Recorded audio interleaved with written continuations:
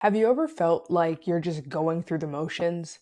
Every single day is the same. You wake up, you go to work, you work out, you come home, you watch Netflix, and you go to bed just to do it all again the next day. Every single day is the same. And you find yourself unmotivated, unexcited, unfulfilled from your routine. And because of that, you just feel stuck and like you're not really in a place that you want to be in. But it's funny because even though you feel that, you feel like you don't actually have the willpower or the energy to get out of it. That's what it means to be in a rut. And it can be really hard to get out of. But I'm going to tell you exactly how you can get out of a slump, how you can break free from the highs and lows in life and actually live a life that's fulfilling, that excites you and motivates you to do what you want to do by building routines. I have firsthand gone through this in my experience of dealing with slumps, and I'm going to take you guys through step by step how you can implement this in your own life so that you can live a more happy and fulfilling life. So before we dive into how do we actually break free from a rut or a slump, we have to understand how we even get there in the first place. So slumps actually happen because of two things. One, you are caught in a routine that doesn't fit you anymore. And what that means is when we build routines in our lives, one thing that's important to remember is we are constantly evolving and changing. And so our routines have to adapt as we do that. And if they don't, you are stuck as a new person living the life of someone you used to be. And so that puts you in a place that's unfulfilling because it no longer meets your needs. And so of course it's no longer going to excite you. Now, the second way is staying in your comfort zone and avoiding new experiences.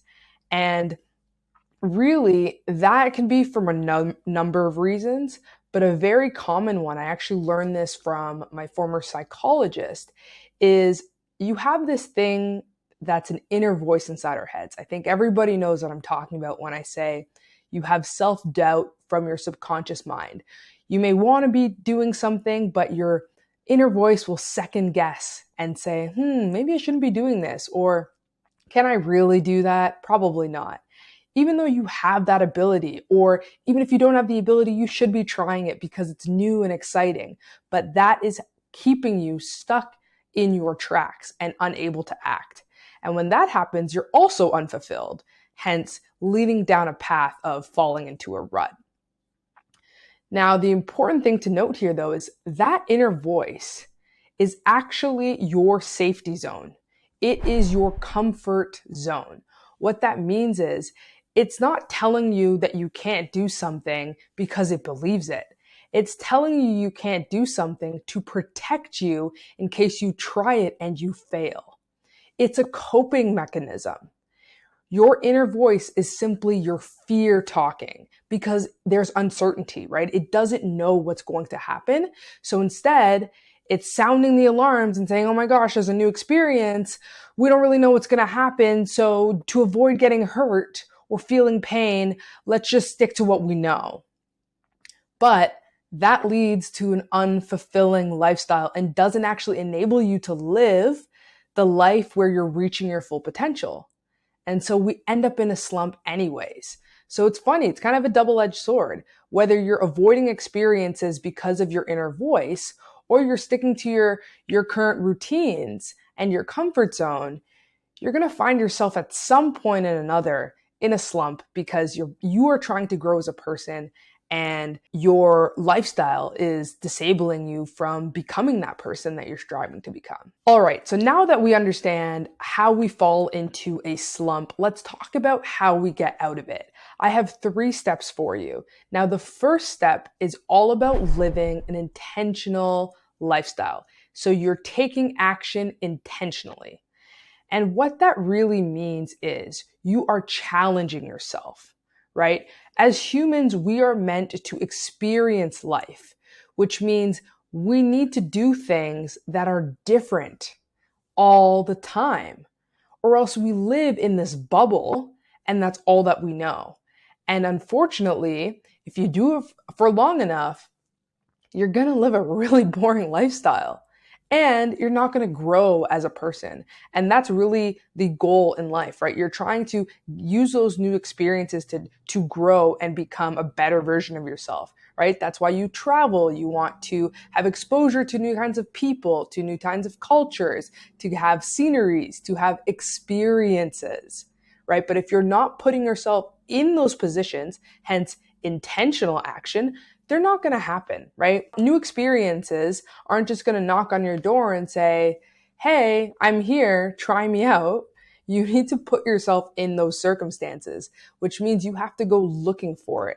And that is why intentional action is our first step, because we're never going to build routines if we don't first act by doing something on purpose and doing something that challenges us in a new way that we haven't done before. Now, before we jump into our next step to building routines to get out of the slump for good, if you're liking this video and you want to follow along my personal development journey, you can join me to learn, grow, and thrive by subscribing to my channel. Now let's talk about the second step in breaking free from the slump cycle.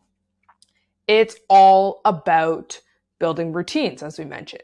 Well, how do we actually take those first steps to building a routine? We know we need to take action intentionally, great, but what is the tangible steps to building routines?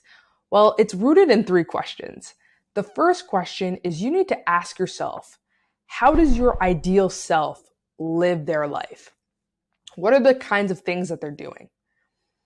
Answering that question tells you the person you're trying to become. It forces you to think long term and to set goals. It gives you an idea of your future. If you don't think about that, it's really hard to build the right routines for yourself because you have no sense of direction. Now, I'm not saying you have to have it all figured out, but you have an idea of the type of life you want to live. For example, in my case, I know that my ideal self is someone who is strong, who is fit, who is injury free, and who loves to move their body, right? So if that's who I'm trying to become, then I know I'm going to have to start implementing the things that that ideal version of me is doing in my life today so that I can become that person.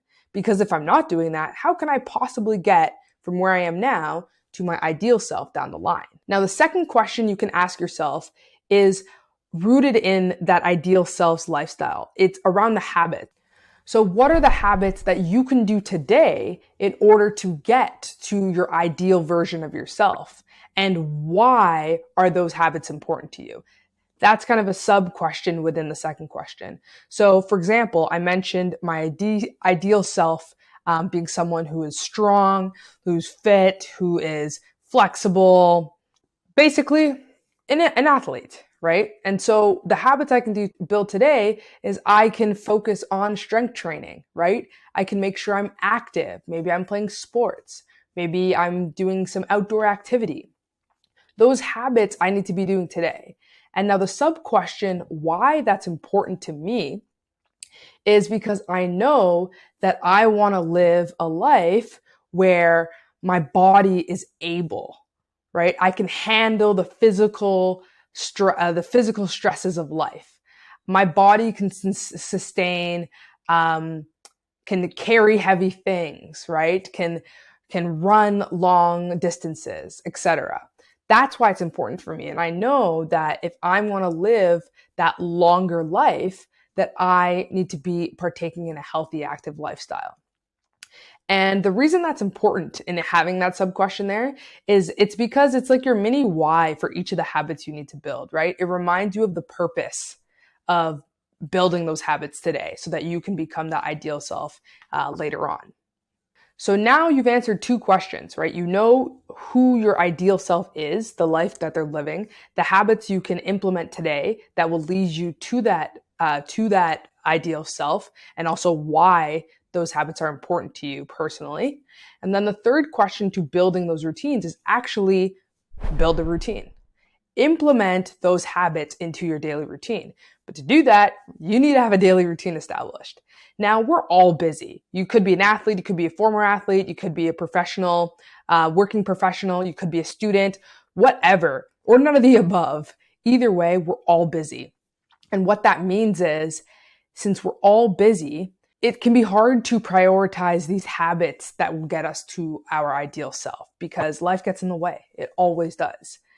So what I have done is I have built my morning and evening routine with the habits that are important to me to build because it acts as protected time, right? I know that in the morning and in the evening before I go to bed, there's no interruption. So I can do the things that I'd like to do outside of my work hours, family commitments, friend commitments, etc. So for me, my morning routine, I do a lot of content creation. I do a lot of writing. In the evening, I do reading. I always work out after work. Those are built into my routine. I have that laid out so that I'm able to ensure that I get it done. Now, I might skip some days because maybe I'm not feeling it. I need a rest. Something's, kind of come up, but it's all about the 80-20 principle, Pareto principle, right? 20% of the effort typically leads to 80% of the results, right? And so what that means is if you're able to focus on the core 20%, you can get most of the way there. And that's all you really need to strive for. We're not really striving for perfection because we know it's not going to happen. So by answering these 3 questions, you've determined 3 things. You have an idea of your long-term vision for your life. You have a purpose for the habits you're trying to build, and you have protected time to work on yourself and build those habits. And so that's the key to building those routines, because ultimately, once you have those routines in place, it's all about execution. And while you're executing, you're constantly challenging yourself. And even though that inner voice may come back, you know that by doing these routines, by implementing these routines, you're actually pushing yourself to become better. And then once things start becoming easier and kind of a little bit slow again, you know, hey, it's time to look at my routines again. Time to look at how I'm spending my morning, how I'm spending my evening, seeing, am I actually challenging myself? Am I avoiding living a life and trying new experiences and iterating that approach? So though you're going to set up your morning and evening routines, you have to constantly change them as things start to slow down and you get comfortable. And that's going to be a personal assessment, right? It might be in a month, 2 months, 6 months, a year. It's all unique to you. So in this video now, you guys are now equipped with the tools you need to build the right routines that challenge yourself so that not only can you get out of a slump quicker, but you can avoid them altogether. Now, if you need a little bit more motivation to help you realize that you can get through this and that it's time to take a look at your morning and evening routines, I have a quote for you from author Alexander Dan Hyatt. You often feel tired, not because you've done too much, but because you've done too little of what sparks a light in you. That's just a little inspiration for you guys to remind yourself that you need to find that excitement again. And once you have that excitement, you'll avoid those slumps, even when life gets in the way. Now, that's all I have for you guys in this video. If you like this video, give it a thumbs up. If you want to see more, then hit that subscribe button, and I will see you guys in the next video. See you soon.